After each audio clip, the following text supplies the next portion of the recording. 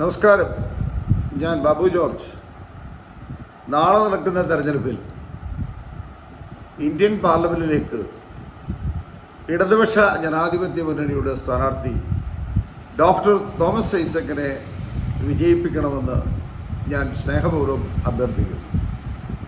കഴിഞ്ഞ 15 കൊല്ലം ഇവിടെ MP ആയിരുന്ന ശ്രീ ആന്റോ ആൻ്റണി നാടിനു വേണ്ടി എന്ത് വികസന പ്രവർത്തനങ്ങൾ നടത്തി എന്ന് അദ്ദേഹത്തിന് ഈ തെരഞ്ഞെടുപ്പിൽ ചൂണ്ടിക്കാണിക്കാൻ കഴിഞ്ഞിട്ടില്ല. മാത്രമല്ല, അദ്ദേഹം തുടങ്ങി വെക്കാൻ ആഗ്രഹിച്ചിട്ടുള്ള പദ്ധതികളെല്ലാം തുടങ്ങിയിടത്ത് തന്നെ നിൽക്കുകയാണ്. അതുപോലെ പാർലമെൻറ്റിൽ ഈ വർഗീയ ഫാസിസ്റ്റ് ഗവൺമെൻറ്, BJPയുടെ ഗവൺമെൻറ് അവിടെ കരി നിയമങ്ങൾ കൊണ്ടുവന്നപ്പോൾ, പൗരത്വ ഭേദഗതി ബില്ല് പോലുള്ള കരി നിയമങ്ങൾ കൊണ്ടുവന്ന് പാസ്സാക്കി പോയപ്പോൾ കേരളത്തിൽ നിന്ന് പോയ കോൺഗ്രസ് MPമാർ അതിനെ എതിർത്ത് സംസാരിച്ചിട്ടില്ല.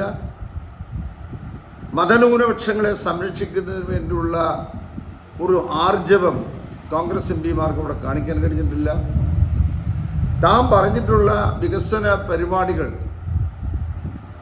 അതിന് തുടക്കം കുറിക്കാൻ, അതിനെക്കുറിച്ച് ഇന്ത്യൻ പാർലമെൻറ്റിൽ സംസാരിക്കാൻ അദ്ദേഹത്തിന് കഴിഞ്ഞിട്ടില്ല.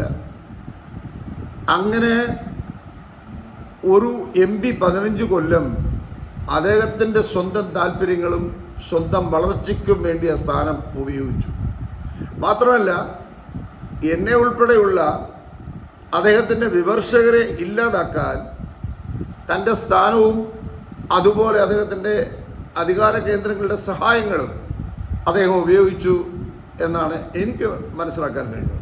അതുകൊണ്ട് തന്നെയാണ് രാഷ്ട്രീയത്തിൽ ഇത്രയും പകയും വിദ്വേഷവുമുള്ള ഒരു സ്ഥാനാർത്ഥിയെ അല്ലെങ്കിൽ ഒരു MPയെ എനിക്ക് കാണാൻ കഴിഞ്ഞിട്ടില്ല. അതുകൊണ്ട് തന്നെ എൻ്റെ സ്നേഹിതരോട്, ജില്ലയിലെ പ്രബുദ്ധരായ വോട്ടർമാരോട് എനിക്ക് അഭ്യർത്ഥിക്കാനുള്ളത്, സ്ഥാനാർത്ഥികളെ തമ്മിൽ താരതമ്യം ചെയ്യുമ്പോൾ പ്രഗത്ഭനായ എഴുത്തുകാരനായ ഒരു ഇന്ത്യയിലെ തന്നെ അറിയപ്പെടുന്ന ഒരു സാമ്പത്തിക ശാസ്ത്രജ്ഞൻ ആയ, പല വികസന പരിപാടികൾക്കും നേതൃത്വം കൊടുത്തിട്ടുള്ള, കുടുംബശ്രീ പോലുള്ള പ്രസ്ഥാനങ്ങളെ വളർത്തിക്കൊണ്ടുവന്ന, കിഫ്ബി പോലുള്ള സംഘങ്ങൾ രൂപീകരിച്ച് രാജ്യം മുഴുവൻ വികസനം കൊണ്ടുവന്ന, ഒരു ദർശനമുള്ള, വികസനത്തെക്കുറിച്ച് ഒരു കാഴ്ചപ്പാടുള്ള ഡോക്ടർ തോമസ് ഐസക്കിന് വോട്ട് ചെയ്യണം എന്നാണ് എനിക്ക് അഭ്യർത്ഥിക്കാനുള്ളത്. മാത്രമല്ല, ഇന്ത്യൻ പാർലമെൻറ്റിൽ ഒരു ഇടതുപക്ഷ സാന്നിധ്യം വേണം. ഒരു തിരുത്തൽ ശക്തിയായ ഇടതുപക്ഷം അവിടെ ഉണ്ടാകണം. കാരണം ജനങ്ങൾക്ക് വിശ്വസിക്കാൻ കൊള്ളാവുന്ന പാർട്ടി ഇടതുപക്ഷമാണ്, ഒരു തർക്കവും വേണ്ട. പാവപ്പെട്ടവരുടെ പാർട്ടി. ഒരുപാട് ധനാഢ്യർ രാഷ്ട്രീയത്തിലേക്ക് വന്ന് അധികാരം കൈയാളുമ്പോൾ സാധാരണക്കാരുടെ പാർട്ടിയായ CPM കേരളത്തിലെ 20 സീറ്റുകളിലും നിർത്തിയിരിക്കുന്ന സ്ഥാനാർത്ഥികൾ മുഴുവൻ കാര്യങ്ങളും പിടിച്ചടക്കാൻ പറ്റുന്ന രീതിയിലുള്ള സാമ്പത്തിക ഭദ്രത ഉള്ളവരല്ല. അവർ സാധാരണക്കാരുടെ പ്രതിനിധികളാണ്. അതുകൊണ്ട് തന്നെ ഇടതുപക്ഷ ജനാധിപത്യ മുന്നണിക്ക് അനുകൂലമായി നമുക്ക് വോട്ട് ചെയ്യണം. കരിനിയമങ്ങൾ പാർലമെൻറ്റിൽ വരുമ്പോൾ, പാർലമെൻറ്റിൽ ഭരണഘടന ഭേദഗതി ചെയ്യാൻ ശ്രമിക്കുന്ന BJP, തീവ്ര വർഗീയത നടപ്പാക്കാൻ ശ്രമിക്കുന്ന BJP,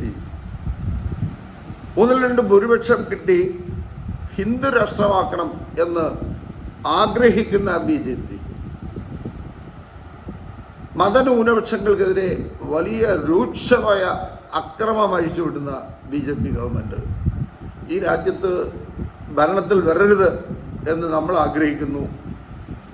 അങ്ങനെ ഭരണത്തിൽ വരരുത് എന്ന കേരള ജനതയുടെ, ഇന്ത്യയിലെ ജനങ്ങളുടെ ആഗ്രഹം നടപ്പാക്കണം എന്നുണ്ടെങ്കിൽ ഇന്ത്യൻ പാർലമെൻറ്റിൽ ഇടതുപക്ഷം വേണം. കോൺഗ്രസിൻ്റെ ചരിത്രം നമ്മൾ തിരിഞ്ഞു നോക്കിയാൽ 13 മുൻ മുഖ്യമന്ത്രിമാരാണ് BJPയിലേക്ക് പോയേക്കുന്നത്. ഇന്ന് തന്നെ ചില മാധ്യമങ്ങളിൽ വരുന്ന വാർത്ത വന്നാൽ KPCC പ്രസിഡന്റ് ഉൾപ്പെടെയുള്ള ആളുകൾ താൻ ഇരിക്കുന്ന സ്ഥാനത്തിന് യോഗ്യമല്ലാത്ത രീതിയിലുള്ള വർത്തമാനങ്ങൾ പറയുന്നത് കേരള ജനത കണ്ടതാണ്. അതുകൊണ്ടാണ് ഞാൻ പറയുന്നത്, നമുക്ക് വിശ്വസിക്കാൻ പറ്റുന്ന ഈ വർഗീയ ഭ്രാന്തന്മാരെ അധികാരത്തിൽ നിന്ന് തുടച്ചു നീക്കാൻ ഒരു തിരുത്തൽ ശക്തിയായി ആർജവത്തോട് നിൽക്കാൻ കഴിയുന്നത് CPM-നാണ്. ഇപ്പം തന്നെ നമുക്കറിയാം, 15 കൊല്ലം ഇവിടെ MP ആയിരുന്ന ശ്രീ ആന്റോ ആന്റണി ഒരു വികസന പ്രവർത്തനം കൊണ്ടുവന്നത് ഇല്ല എന്ന് മാത്രമല്ല, താൻ ഇന്ന കാര്യങ്ങൾ കൊണ്ടുവരുമെന്ന് പറഞ്ഞ കാര്യങ്ങൾ നടപ്പാക്കിയില്ല. ഇനി ഞാൻ ഇന്നത് ചെയ്യാൻ പോകുന്നു എന്ന് ആർജവത്തോട് പറയാൻ കഴിയുന്നുമില്ല. ഇപ്പം നമുക്കറിയാം, പത്തനംതിട്ടയുടെ ഇടതുപക്ഷ സ്ഥാനാർത്ഥിയായി മത്സരിക്കുന്ന ഡോക്ടർ തോമസ് ഐസക്, അദ്ദേഹം പാർലമെൻറ്റിൽ സ്ഥാനാർത്ഥിയായപ്പോൾ അദ്ദേഹം കൊണ്ടുവന്ന പദ്ധതികളെക്കുറിച്ചും അഭിപ്രായങ്ങളെക്കുറിച്ചും അദ്ദേഹത്തിൻ്റെ സ്വപ്നങ്ങളെക്കുറിച്ചും നമ്മളുമായിട്ട് അദ്ദേഹം പങ്കുവച്ചു. വിജ്ഞാന പത്തനംതിട്ട, ഉറപ്പാണ് തൊഴിൽ, ഇതൊക്കെ അദ്ദേഹം പറയുകയും പ്രവർത്തിക്കുകയും ചെയ്തു. ഇപ്പോൾ തന്നെ അദ്ദേഹത്തിൻ്റെ ഈ പദ്ധതികൾ, ഉറപ്പാണ് തൊഴിൽ എന്ന പദ്ധതിയിൽ ഏകദേശം 10-40 മുകളിൽ ചെറുപ്പക്കാരെ വിദേശ രാജ്യങ്ങളിലും സ്വദേശത്തും ജോലി വാങ്ങിക്കൊടുക്കാൻ കഴിഞ്ഞു.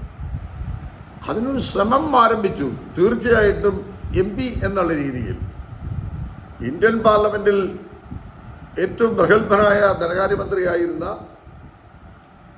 ഒരു പാർലമെൻറ്റിലെ ഒരു MP-യുടെ സാന്നിധ്യം ആവശ്യമാണ് എന്ന് നമ്മൾ മനസ്സിലാക്കുമ്പോൾ പാർലമെൻറ്റിൽ എന്താണ് നടക്കുന്നത് എന്ന് മനസ്സിലാക്കാൻ കഴിവുള്ള ഡോക്ടർ തോമസ് ഐസക്കിനെ നിങ്ങൾ വിജയിപ്പിക്കണമെന്ന് ഞാൻ അഭ്യർത്ഥിക്കുന്നു. അരിവാൾ ചുറ്റിക നക്ഷത്രമടയാളത്തിൽ നിങ്ങളുടെ വിലയേറിയ സമ്മതിദാനാവകാശം രേഖപ്പെടുത്തണം എന്ന് സ്നേഹപൂർവ്വം അഭ്യർത്ഥിക്കുന്നു.